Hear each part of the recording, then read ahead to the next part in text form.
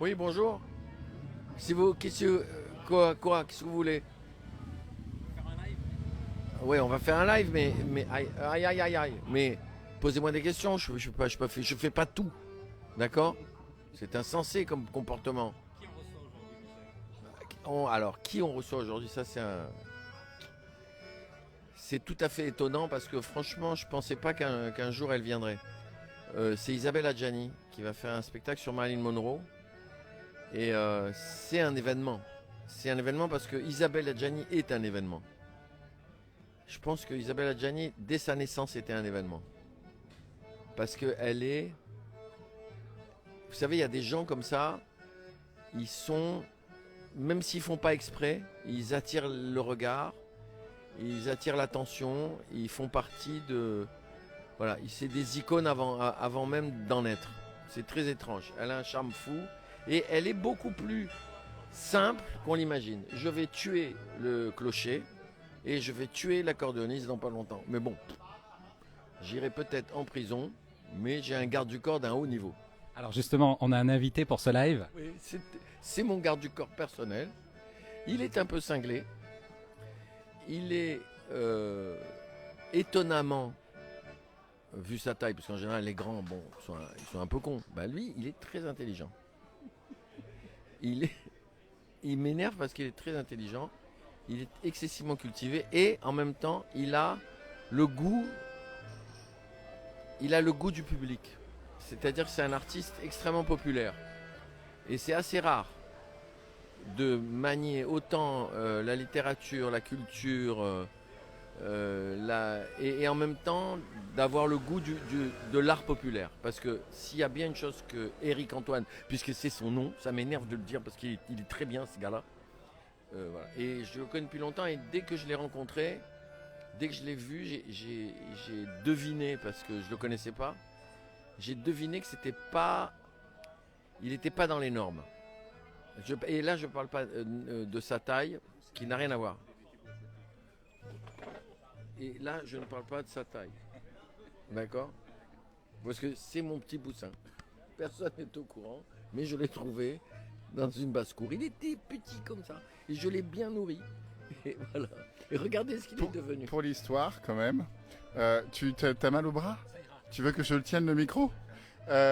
Pour l'histoire, je rencontre Michel en 2008 peut-être au Festival de Montréal, où je vais faire... Oh non, c'est 2006, où je vais faire ma première apparition au Festival de Montréal, qui est le plus grand festival d'humour de l'époque.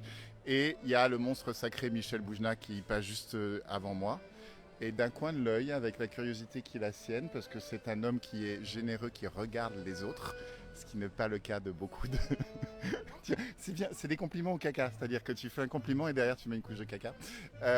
Oui, il est très attentif aux autres. Et Michel m'a fait un sourire, un compliment ce soir-là qui valait ma venue à Montréal. Voilà. Et quelques temps plus tard, Michel Drucker organisait une émission spéciale autour de Michel et il m'a invité. Et juste après cette invitation, Michel Drucker m'a engagé et je suis resté 7 ans chez Michel Drucker. Donc ces deux Michel, le Michel B et le Michel D, je peux te dire, ils m'ont bien porté bonheur. Donc c'est émouvant pour moi. Et hier, si je lui disais ça, je lui disais, je le regarde regarder en fait. Je regarde regarder les spectacles et je vois le plaisir qu'il a aux détails de jeu, de positionnement, de surprise d'écriture, de rupture de rythme, de psychologie, de tonalité. Et c'est marrant parce que j'ai l'impression que je partage ça en fait avec toi. Quand je te regarde, je me vois, je vois le plaisir que j'ai à regarder les copains. C'est vrai que tu regardes. Ouais, vraiment. Et donc voilà, donc je suis Mais c'est content. pas difficile. C'est même très.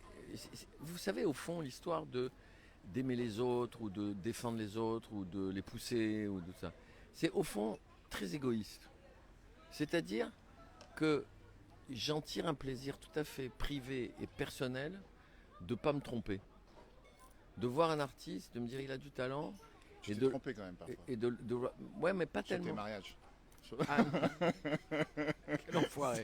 Sur- Même pas. Même pas. Parce que quand on aime, on aime. Alors c'est pas forcément pour la vie, mais on aime. Et au moment où on aime, on est sincère. C'est vrai. Et ça aussi, tu le sais, abruti. Oui, je le sais. Et donc, c'est égoïste. Ça veut dire que quand je vois Eric pour la première fois, ou quand je vois Danny pour la première fois dans une salle à moitié vide, Danny Boone, hein, ou je sais pas, ou Jamel, ou enfin d'autres que j'ai croisés dans ma vie, c'est super lénifiant que de voir que je me suis pas trompé. Entre moi et moi. En fait. J'aurais pu. T'aurais dû. Ouais, T'aurais non. eu un bateau beaucoup plus gros, je peux te dire. Ouais, mais on s'en fout. Parce que. Non. Il faut pas Dis qu'on. la vérité. Il faut pas confondre le but et la conséquence. Moi, mon but, c'est de faire des choses belles et de faire de ma vie une chose belle. Mon père m'a dit, quand je lui ai dit mais qu'est-ce que c'est réussir, il m'a dit c'est réussir ta vie. Voilà. Alors je suis pas très riche, je me plains pas parce que quand je compare à d'autres, je suis plutôt bien, même très bien. Mais par rapport à d'autres, j'ai pas cherché à. Gad. Non, mais il est terrible celui-là. Tu sais que tu vas mal finir cette interview. Il est complètement cinglé. Je parle de Brad. Je parle pas de gars. Je parle de Brad Pitt. Voilà. Je ne connais pas. Il peut pas se fâcher avec Brad Pitt. On s'en fout. Non, parce qu'en plus je comprends tout à fait parce que c'est un métier qui crée l'insécurité. Donc je comprends très bien que dans les nouvelles générations, ils ont appris parce qu'ils ont vu leurs aînés gagner de l'argent, flamber, se retrouver parfois dans la merde. Ouais. Eux, ils se protègent. Et ils se protègent parce que c'est une autre génération, parce que c'est un autre rapport au travail. Ça ne les empêche pas de faire ce qu'ils aiment. En tout cas, les bons artistes, ils font. L'argent, c'est en plus. C'est pas la chose la plus importante. Parce que quand ils font un spectacle, même si ça marche, et c'est un spectacle qu'ils n'aiment pas, dans lequel ils ne se sentent pas bien, ils sont extrêmement malheureux. Donc, le but, c'est toujours le même. Faire de belles choses. Et la conséquence, parfois, c'est qu'on a du succès. Parfois, on a des échecs. Mais ça n'a pas d'importance. Ce qui est important, c'est de suivre sa route. Voilà. Lui, il était cinglé au départ. Eh ben, il est de plus en plus cinglé. Il ne peut pas échapper à sa folie. C'est impossible. Mais il arrive à la communiquer aux autres. Il est généreux. Donc, les gens rentrent dans son monde et dans son univers. Et qu'est-ce que ça fait ? Eh ben, ça fait des succès. J'ai fini mon raisonnement extrêmement brillant. Bravo. Et maintenant, je vais aller me suicider. Je pense que comme dernière parole, c'est magnifique. Tu sais ce que tu voudrais d'ailleurs sur ta tombe ou pas déjà ? T'as réfléchi à ton épitaphe ? Je veux rien du tout. Sur ma tombe, j'aimerais marquer ce qui est marqué. Bon, Outier, on t'attend. Et moi, je serai en face debout de la tombe et je ferai un bras d'honneur. Moi, je l'ai. Je suis pas mort encore. Moi, je l'ai, c'est ne pas déranger en très gros, mais en très gros et tout petit. Il faut vraiment s'approcher pour le lire. Si tu peux lire ça, c'est que tu es en train de me marcher sur les couilles. Et comme ça, je me dis, même après maman, les gens se marrent et ça me ferait marrer. Je veux dire que les gens continuent à rire même après. En attendant, on va vous voir demain soir. Ah ben en attendant, c'est pas sûr. Hein. Ça se trouve, je vais y passer aujourd'hui. Hein. On ne sait jamais. Non, c'est interdit. Après le spectacle, si tu veux. Ouais, on ne sait pas. En attendant, on se voit demain soir. Ouais. Et dans un format particulier. Oui, alors pour tout te dire, je ne savais pas ce que j'allais jouer. Puisque tous les formats que j'ai, tous mes 6 derniers spectacles sont des spectacles de salle et des spectacles souvent de grosses salles, donc ça ne rentre pas et ça ne fonctionne pas en extérieur.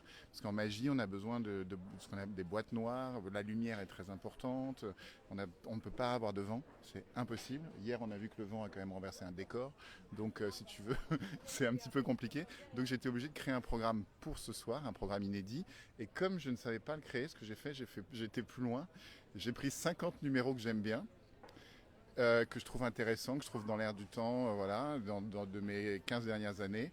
Et c'est le public qui va choisir les 15 que je vais jouer ce soir. Donc en fait, que je vais jouer lundi. Donc c'est le public qui va construire le spectacle et en espérant que les planètes soient alignées, qu'ils choisissent les bons numéros. Donc si c'est bon, c'est grâce à moi. Si c'est raté, c'est à cause du public. Voilà, tout est dit. Quand je vous ai dit qu'il n'était pas con, l'abruti. Voilà. Alors effectivement, donc sur un format complètement unique, parce qu'en ce moment vous êtes en tournée sinon. Je suis en tournée de mon spectacle qui s'appelle Grandis un peu, qui je me pose la question, est-ce que l'enfant que j'ai été serait heureux de l'adulte que je suis devenu ? Est-ce que je serais fier de l'adulte que je suis devenu ? Est-ce que j'aimerais discuter avec lui ? Est-ce que je m'amuserais avec... Est-ce que les deux se comprendraient et pourraient continuer à communiquer ? Et c'est une question vraiment récurrente chez moi, le rapport avec les enfants et avec l'enfant intérieur. Ouais. Et alors, Michel l'a évoqué, il y a cette folie qui vous caractérise, clinique sans doute. Qui partage. Je pense que pour le coup, non, mais c'est vrai. La première fois que j'ai vu Michel sur scène en live, Le mec, c'était et un tableau, c'était du Magritte, et en même temps, c'était hyper populaire, et en même temps, il parlait de sa famille avec une poésie dingue, en même temps, c'était historique, en même temps, il part dans une espèce de danse d'humeur, il y a comme des maelströms d'énergie et tout ça, donc en fait, on se reconnaît, je pense que... et c'est marrant parce que hier, il disait un truc au dîner que j'aime beaucoup, il dit quand je regarde les autres et quand ils sont sur scène, à quel point ils sont dans leur énergie et sur d'eux, et nous, tant qu'on n'est pas sur scène, on est dans un doute, mais tellement douloureux, si tu veux. Et quand on voit l'autre, on est toujours impressionné, finalement, du travail de l'autre et de cette certitude, de ces évidences qu'ont l'autre sur scène. Bon, alors, bien sûr, pas tous les autres, mais ceux qui sont ici, en tout cas, tu les choisis bien. Mais ce truc, c'est marrant parce que là, tu vois, moi, je vais voir les autres tous les soirs. Et je peux te dire que la peur monte, c'est douloureux en fait. Cette peur est douloureuse jusqu'au moment de son expression. C'est comme le désir, une femme, tu ne sais pas encore si elle a envie de toi ou pas. Bah, c'est ça, là, bah, peut-être que la rencontre se fera ou pas. Voilà, je ne sais pas. J'ai pas saisi l'histoire de la femme. C'est parce que je suis en peine de cœur et je suis obsédé par ça. Je ne sais pas s'il va vouloir de moi. Et j'espère que le public, lui, va vouloir de moi. Parce que finalement, un acte théâtral, c'est un acte amoureux. Parfois, l'acteur a la migraine, mais ou parfois le public a la migraine. Ça peut arriver, mais c'est jamais la faute du public en vrai. Non, jamais. En vrai, non. C'est la faute de la femme non plus. C'est toujours, de toute façon, c'est toujours une faute partagée, à vrai dire. Cette folie créatrice, quelle que soit la manière dont elle se manifeste, il la faut, n'est-ce pas? Il faut être fou pour être artiste de toute façon. Vous savez, c'est un truc qui m'amuse parce que les chirurgiens, ils sont cinglés. Vous savez quelle est la différence entre Dieu et un chirurgien? Dieu ne se prend pas pour un chirurgien. Vous la connaissez celle-là? Ouais. Bon. Les mecs qui Les pilotent... ingénieurs du son aussi, Ouais, c'est la même. les ingénieurs, ils sont cinglés. Les pilotes de voitures, ils sont cinglés. Les sportifs de haut niveau, on n'en parle même pas. Moi qui suis assez copain avec Amélie Mauresmo, au tournoi de Montréal, une année où j'étais à Montréal elle aussi, qu'elle a gagné d'ailleurs, je suis venu voir un match au début. Elle a gagné le match. J'ai été obligé d'être là tous les matchs, assis à la même place. Ok? Sinon, elle m'étranglait. Donc, il y a beaucoup de tous les métiers. Les marins sont fous. La folie, c'est pas un défaut. C'est pas une chose déséquilibrante. C'est d'aller au bout de ses passions. Et quel que soit le métier qu'on fait, c'est possible. Moi, j'ai un copain qui est mécanicien. Il répare des voitures. Ça peut paraître banal, mais vous verriez comment ce gars-là, il a la relation à son travail, il est fou. Si on le prend de l'extérieur, il est fou, alors qu'il est tout simplement passionné. Donc, moi, je trouve que, en fait, on se fait beaucoup une idée fausse de la folie des artistes, sauf que, pour faire rire, il faut souffrir. Pour peindre, il faut souffrir. Pour inventer des histoires, il faut souffrir. On n'écrit pas sur le bonheur. Nous, notre fonction, c'est de faire rire ou de faire pleurer sur les choses qui nous font peur ou qui nous détruisent. C'est comme ça. On ne peut pas faire autrement. Donc, on devient un artiste parce qu'on est fabriqué par les autres pour faire ça. Mais c'est sur un terrain de blessure. C'est sur un terrain terrible. Et c'est parce qu'on a de la pudeur qu'on... venir des gens, ça. Ouais. Voilà. Et maintenant, allez, puisque moi je vais me suicider après ce truc-là, vous aussi, vous voyez? Comme ça, je vous ai remonté le moral. Ouais. On est dans la merde. Non, mais le et vous folie, je trouve les gens, il y a toujours une confusion entre folie et aliénation. Et j'aime bien raconter ça. Dans aliénation, il y a une notion de lien, c'est-à-dire c'est tout ce qui vous attache. La folie, c'est l'inverse, c'est sans garde-fou, c'est ce qui vous détache, c'est ce qui vous libère. La folie, c'est la liberté. Donc c'est très important. Alors justement, cette liberté, pour tous les gens qui adorent les cases, vous êtes inclassable, vous faites de tout partout. Comment vous vous définissez? Comme un homme de spectacle.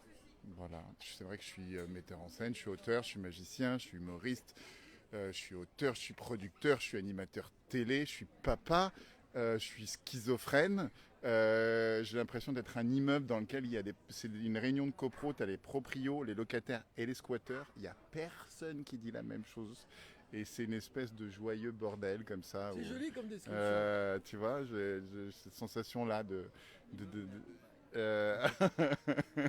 Donc ouais, je dirais que je suis un homme de spectacle. Je pense que je fais de la télé quand j'anime les émissions, j'en anime beaucoup.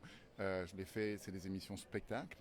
Et je les fais comme du spectacle avec je prends des chemins de traverse. Donc j'essaye toujours d'aller là où les autres n'ont pas encore été, où moi j'ai pas encore été. Je me demande toujours, est-ce que j'ai déjà dit ça? Oui, bah je leur dis pas. Est-ce que j'ai déjà fait ça? Oui, je le fais pas. Est-ce que j'ai déjà entendu quelqu'un le dire? Donc je vais pas le dire. Voilà. Mais au début, c'est marrant parce qu'au début, tu vois, des gens comme Michel ou d'autres humoristes, tu copiais ce qu'ils faisaient. Au début, tu copies ceux qui t'inspirent pour te trouver. C'est très important. Donc c'est marrant parce qu'il y a eu tous ces trucs de copie comique et tout ça. Moi, je trouve que c'est très important sur les débuts de carrière de s'imprégner de nos héros. C'est très important. Jouvet disait, il trouvait dans le texte de Molière, qui était aussi asthmatique comme lui, la phrase, et ce phrasé de Jouvet, c'est un phrasé asthmatique, et il trouvait comme ça les choses. Il disait c'est le parler, sans aucun doute le parler de Molière.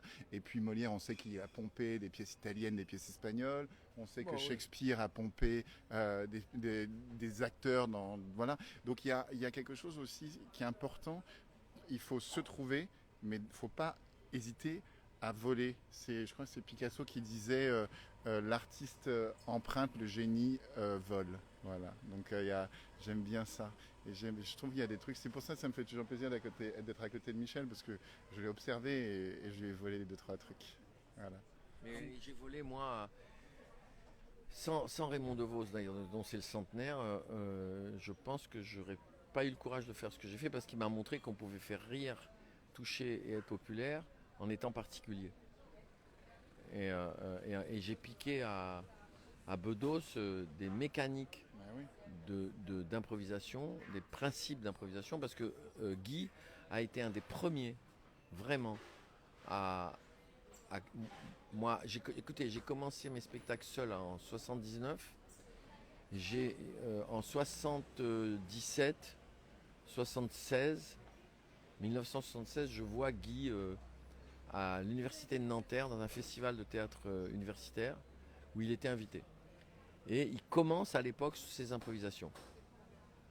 Et je le vois improviser, je suis fasciné.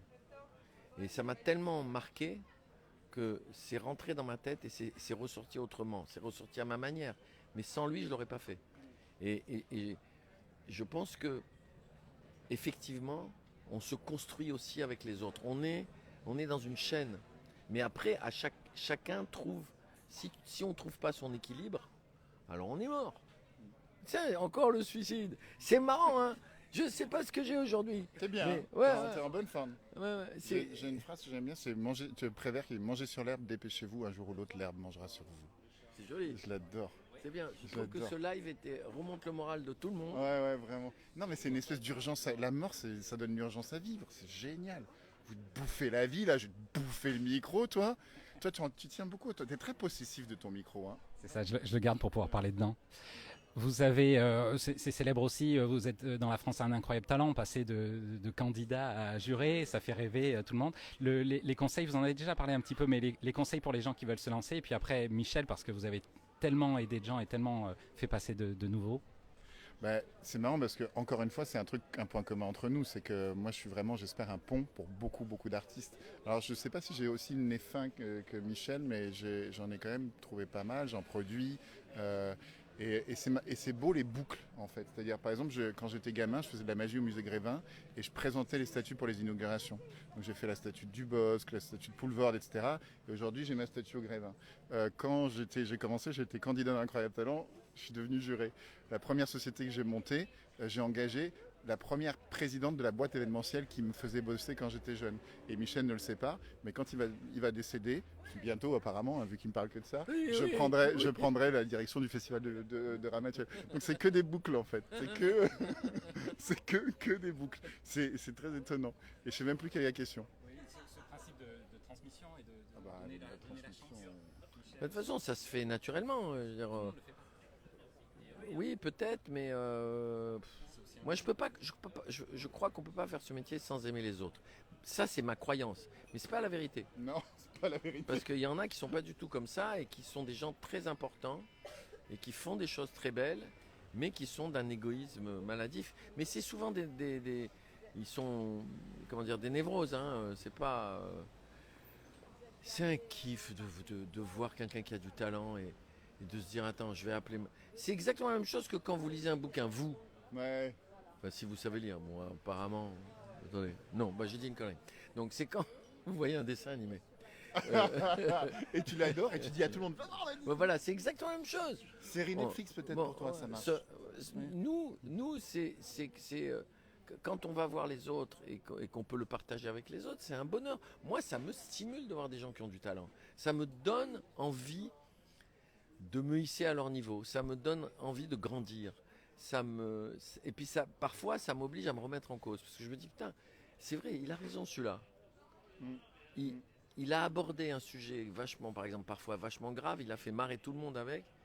Qu'est-ce que c'est intelligent? Et qu'est-ce que ça m'oblige, moi, Ouais. à essayer d'être... Bon, je sais, dans mon cas, c'est difficile d'être intelligent. Parce que bon, ouais. Comme disait Noiret, là, il y a vraiment beaucoup de place. C'est là qu'il y en a beaucoup moins. Et, il adorait dire ça. Donc, les autres, que ce soit les autres humains, les autres artistes, les autres comédiens, je suis fasciné par le travail des autres et par le talent des autres. Et c'est très important. Je pense, moi, que c'est très important. Van Gogh ou Modigliani, qui sont des génies de la peinture, avaient des admirations. Van Gogh avec Gauguin, il ne savait pas quoi faire pour lui dire à quel point il l'admirait. Et pourtant, je pense que Van Gogh est un plus grand peintre que Gauguin, en tout cas pour moi. Donc, vous voyez, non, c'est moi qui vais devenir une influenceuse. Pour l'instant, je ne suis qu'à 85 000 et quelques. Mais quand je vais atteindre 200 000, ouais, moi mais lui, il en a plein. Mais tu devrais faire influenceuse. Tu sais, par exemple, moi, quand je serai influenceuse, je vais vendre des déambulateurs. Audica. Ouais, Audica, du Viagra. Les couches Téna pour, les couches Téna, ouais. les petits fauteuils roulants électriques. Tu vois, des trucs comme ça. Ça va cartonner, mec. Ben oui, parce qu'il n'y a pas d'influenceurs de mon âge. Mais vous t'as comprenez? raison. Tu comprends? Mais Alors, vas-y. et je vais les aider à trouver, Mais par exemple, fonce. des éléments de stimulation. Ouais, tu bien vois sûr, ce que je veux dire? bien sûr. Parce qu'il n'y a pas que le Viagra. On peut essayer d'établir une plateforme d'influenceuses qu'on n'a pas. Mais eux, là, leur génération, mais c'est dingue. Ils ont 1 500 000, machin. C'est des médias à eux tout seuls. Ça veut dire que quand toi, tu dis un truc sur Facebook, tu touches plus de gens que Cyril Hanouna ou que Quotidien. Parce que Cyril, il a plus d'abonnés encore que moi. Non, mais je veux Mais dire, oui, c'est-à-dire que, je veux dire, c'est vrai que par rapport à une émission de télé. Oui, une émission de télé va avoir 1 million de téléspectateurs et moi j'ai 1,2 million sur Facebook. Donc en Voilà, effet, c'est tu te ça. dis c'est une émission de télévision. Mais après, c'est pas le même usage. Oui, c'est mais pas sauf même- qu'ils t'ont choisi. Oui, ils ont choisi d'être. Un mec qui regarde une émission de télé, Ouais, il peut bon, zapper, il y a peut- plein de il y en gens a qui marre. regardent une émission de télé, ils n'ont pas forcément choisi. Mais les types qui vont sur Instagram, alors après l'accordéoniste, je vais buter le motard. Oh là là.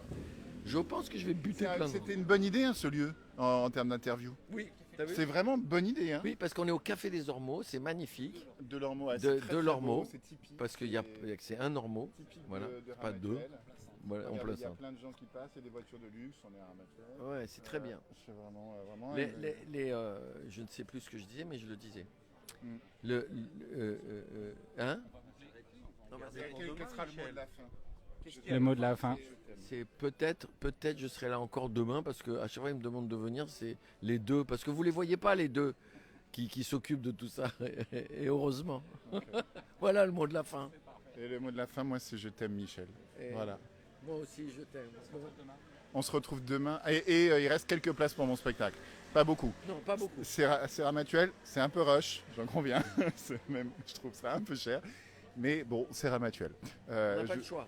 Je sais, je On connais. est un festival privé, faut pas Il n'y a l'oublier. pas de subside. Donc, C'est-à-dire chaque spectateur qui vient acheter une place, Mm. il fait pas que acheter une place. il fait vivre le festival. hein. Il donne au continuer. festival la Ouais. possibilité de tenir le coup. Et ça, c'est très important. Donc, le prix de la place, en fait, il est beaucoup plus bas. La différence entre le prix de la place normale et ce que les gens payent, c'est parce qu'ils aiment ce festival. Absolument. En fait, ils sont tous sponsors. Voilà.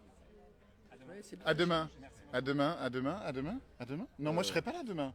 Non, toi, tu seras en train de répéter. Moi je serai en train de répéter. Non, moi je suis en train de répéter. Non, moi c'est lundi. Donc demain c'est dimanche.